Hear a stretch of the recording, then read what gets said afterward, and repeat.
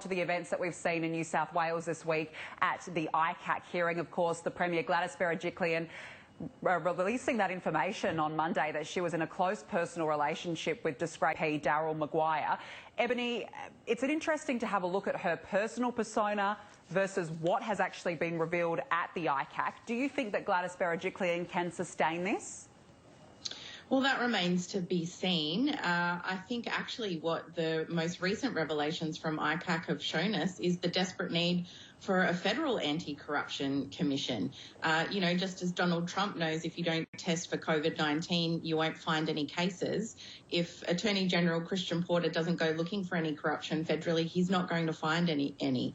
And, the idea that corrupt politicians confine themselves or corrupt public servants confine themselves to state parliament only is ridiculous. And it's been more than 2 years since Christian Porter promised a Commonwealth Integrity Commission, and he has yet to even deliver the exposure draft legislation for it to be discussed, because it does contain several flaws. It would be a weak model. But it's not so much about Gladys Berejiklian's personal behaviour. I don't think anyone really cares about that, even if it's been quite poured over by the media.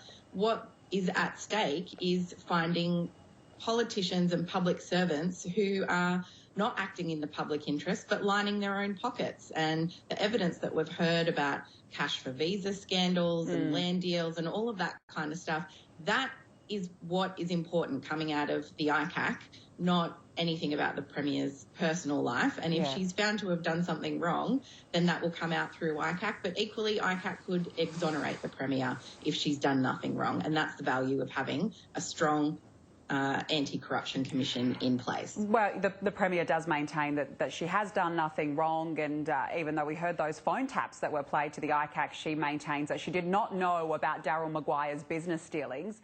The bottom 20% get nothing. They're really unfair tax cuts. People want to see much stronger action from the government when it comes to climate change. Wages are growing at their slower, sustained pace. Transitioning to net zero emissions, it doesn't seem like there's much room for gas.